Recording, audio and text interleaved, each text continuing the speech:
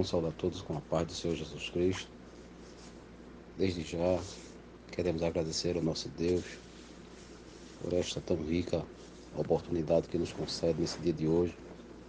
Estamos mais uma vez participando desta obra maravilhosa da Escola Bíblica Dominical, aonde nesse trimestre nós estamos falando sobre os princípios divinos em tempos de crise. Nesta lição de número 12, na qual tem por título Esdras e Neemias combatem o casamento misto, na qual me dá a oportunidade de fazer uma breve reflexão, uma explanação na leitura diária neste dia de hoje, no sábado, que está inserida dentro da lição bíblica, que está no livro de Êxodo, no capítulo de número 12, os versículos 12 até o versículo de número 23, que nos diz assim, a palavra de Deus. E eu passarei pela terra do Egito esta noite, e ferirei todo primogênito na terra do Egito, desde os homens até os animais, e sobre todos os deuses do Egito farei juízos. Eu sou o Senhor. E aquele sangue vos será por sinal nas casas em que estiverdes. Vendo eu sangue, passarei por cima de vós, e não haverá entre vós praga e mortandade, quando eu ferir a terra do Egito. E este dia vos será por memória, e celebrar-o-eis por festa ao Senhor nas vossas gerações, e celebrareis por estatuto perpétuo. 7 dias comereis pão ázimos.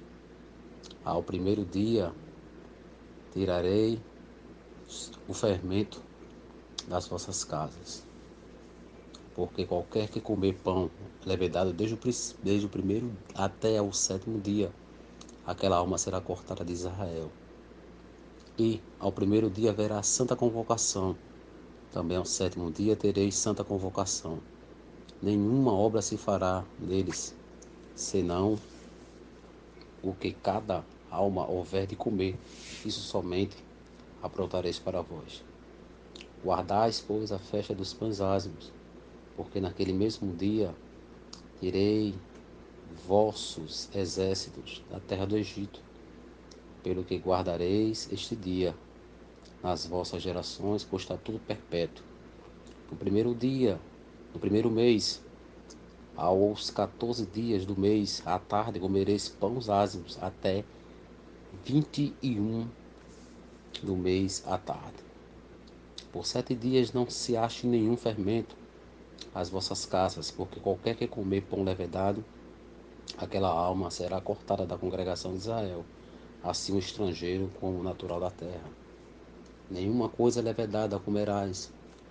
Em todas as vossas habitações comereis pães ázimos.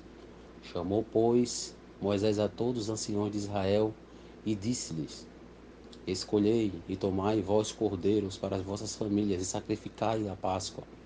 Então tomai um molho de sopo e molhai no sangue que estiver na bacia e lançai na verga da porta e ambas as ombreiras, o sangue que estiver na bacia.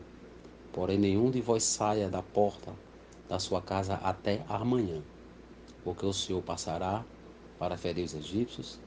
Porém quando vir o sangue na verga da porta e em ambas as obreiras, o Senhor passará aquela porta e não deixará o destruidor entrar em vossas casas para vos ferir. Amém? Palavra de Deus que nos fala sobre este texto maravilhoso, na qual o povo de Deus já estava há algum tempo cativo no Egito, e quando Deus aqui dá a instrução da Páscoa, quando Deus também mostra a todo o povo como seria o procedimento e como o povo teria que agir. A instrução da Páscoa, porque logo em seguida viria a última praga, que era a morte dos primogênitos. E desta feita, o que nós vemos aqui nesse texto É as instruções que Deus passou para o seu povo e para que guardasse a sua casa, houvesse a proteção do lar. E diante dessa lição maravilhosa em que nós estamos estudando, e neste tema desta 12ª lição, na qual já foi dito antes, que o tema é este: Esdras e Neemias combatem o casamento misto.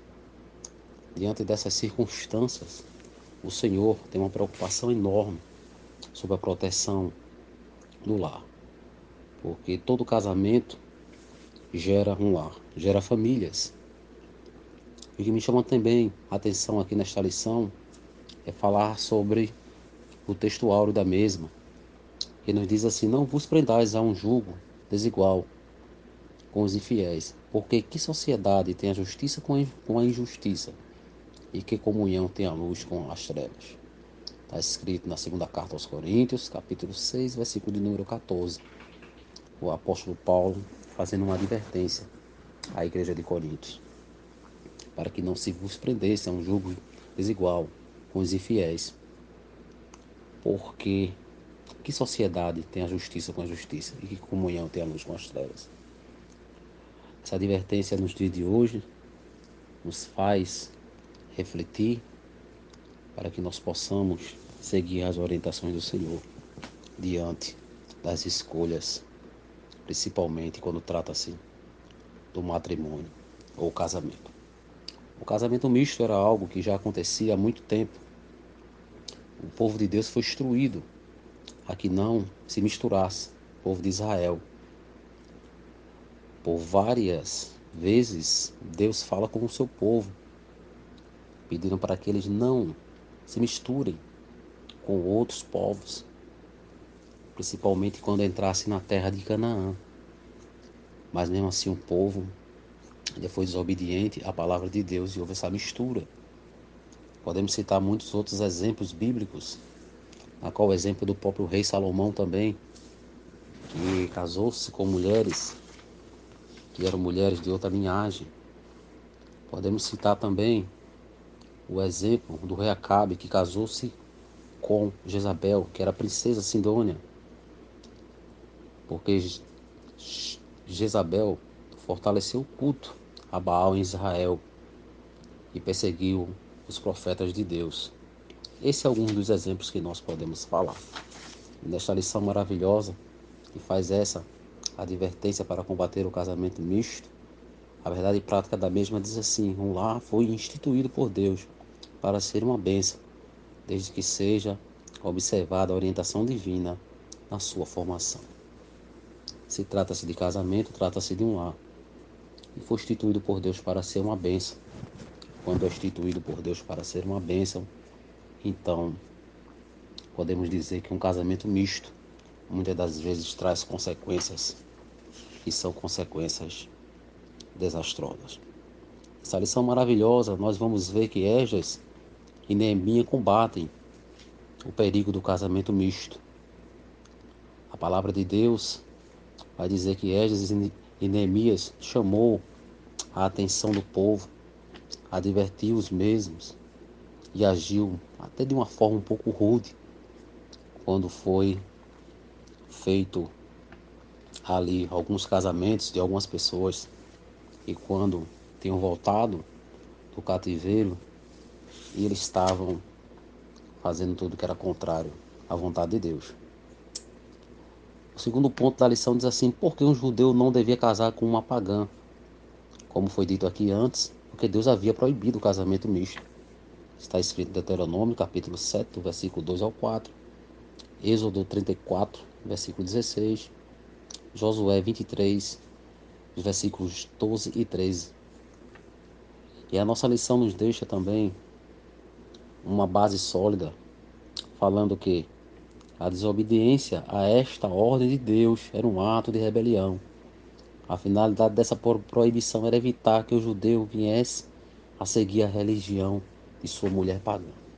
Dessa forma aí foi o que muito aconteceu, como eu citei aqui anteriormente, como Salomão, como o rei Acabe e outras pessoas na qual também se envolveram com mulheres pagãs e assim fizeram ou se relacionaram dessa forma.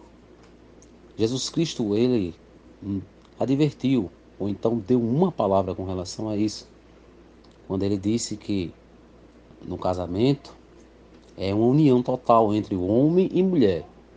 Aí Jesus disse assim: não são mais dois, mas uma só carne, está escrito em Mateus capítulo 19 e versículo de número 16. Amém? Diante de tudo isso, a gente sabe que a sobrevivência do povo judeu, existem judeus até os dias de hoje, porque embora espalhado por quase todas as partes do mundo, não se mistura com os povos, no meio dos quais passam a viver conservando-se sempre separados. Este é o resultado da obediência à orientação dada à lei divina, que inspirou outras leis que regem os judeus em todo o mundo, os quais proíbe que uma pessoa judia se case com uma não judia. Até os dias de hoje, os judeus ainda atentam para essa palavra. E na lição ainda fala também uma palavra final sobre o casamento dos crentes. Aí vem mais uma advertência do apóstolo Paulo, falando sobre o casamento, que muitas das vezes o julgo desigual. O que nós devemos fazer, falando para o prezado ouvinte e para quem escuta este áudio, esta breve palavra, é esperar em Deus e ter paciência, esperar em Deus, para quem ainda está almejando o casamento. A palavra de Deus vai dizer que esperar em Deus, Salmos 27:14, Salmos 37:7, fala sobre isso. Um dos textos que me chama muito a atenção, que está inserida dentro da lição, é quando Eliezer orou pedindo que Deus mostrasse quem seria a noiva de Isaac. Recebeu uma gloriosa resposta. Livro de Gênesis, capítulo 24, do versículo 12 a 27. Glória a Deus. Isso aí, a gente sabe que a esposa de Isaac foi uma mulher na qual o Senhor mostrou e foi sob orientação divina. Amém? Que Deus em Cristo nos abençoe, que a graça de Cristo seja sobre nossas vidas, que esta lição sirva como base para aqueles que pretendem ainda seguir ou querer casar-se, não é? Aqueles que têm o pensamento, um casamento, esperem no Senhor. Esperem para que o Senhor possa dar o que é melhor. E o Senhor sempre tem o melhor para dar. Amém? Que Deus em Cristo nos abençoe grandemente em nome de Jesus.